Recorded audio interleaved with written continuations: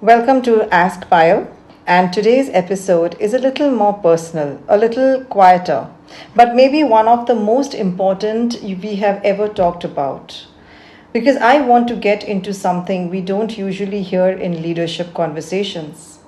And it's not about productivity. I'm not going to talk about strategy building. Today we are talking about disciplining your mind and why successful leaders discipline their mind and thoughts for success. Now, before you scroll away and assume that it's about meditation and mindfulness, well, just hang on there. This isn't about it. This is about the real stuff of leadership, the real work of leadership that no one sees, but everyone feels it. Just last evening, I was sitting with the founder of a startup in Bangalore, and he was talking to me about how in 8 years he grew the company and is now expanding. So he wanted me to consult him during his growth phase and ask him. So the chat was, during the chat, he asked me what Payal is the most important leadership skill from now on for me. And I know he expected me to say strategy building and communication, decision making, processes, people. And yes, of course, those things do matter deeply. But if I am being honest, the most powerful leadership tool each of us will need to help us grow is the discipline of our own mind. Just like Nelson Mandela, who spent nearly 3 decades in prison, and when he came out, he didn't seek revenge. He sought reconciliation. He once said that as I walked out of the door towards the gate that would lead to my freedom, I knew if I didn't leave my bitterness, my hatred, all behind, I'd still be in the prison of my own mind. That's the ultimate example of thought of discipline. Despite injustice, despite the loss, despite the pain, he trained his mind to see beyond the past with a vision.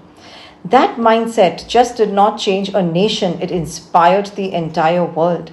Leadership, my friend, doesn't live in boardrooms or on Zoom calls. It lives in the moments where we rarely speak about. That 3 a.m. doubt, that quiet self criticism after a tough decision, that pressure to appear calm when everything inside you is so chaotic.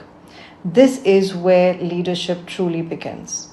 Not just in action, but in thought first. Not in doing, but in the discipline first.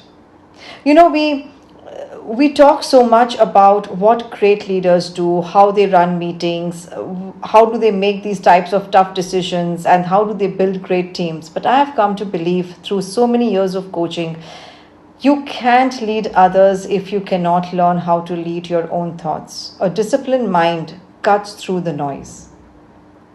You have to focus on what matters. You have to choose response over reaction. You have to know how to say no without guilt.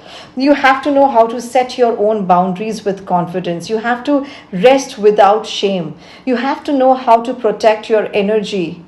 You have to know how you will respond more positively than react.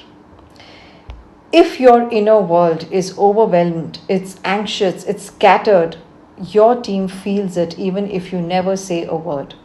There is a difference between leading by fear and being guided by a vision and leading by faith. So, so here's what I am learning, and maybe this resonates with you. If I don't pause to check my own thoughts, they'll just run over me. If I don't lead myself internally, I will lead others reactively. If I don't protect my clarity, I can't give clarity to anyone. Leadership is never just about actions. It starts in the silence, the reflection, the choice to lead with intention, not reaction. So maybe today, before you answer that email, take that call, walk into the meeting, or make that next big decision, just pause. Just pause and check in with your thoughts and ask, is this a reaction or is this a response? Because the most powerful thing you lead today might not be your team or your organization, it might be your mind. So discipline your mind and the rest will follow. Because your internal tone will set your external world on how you lead.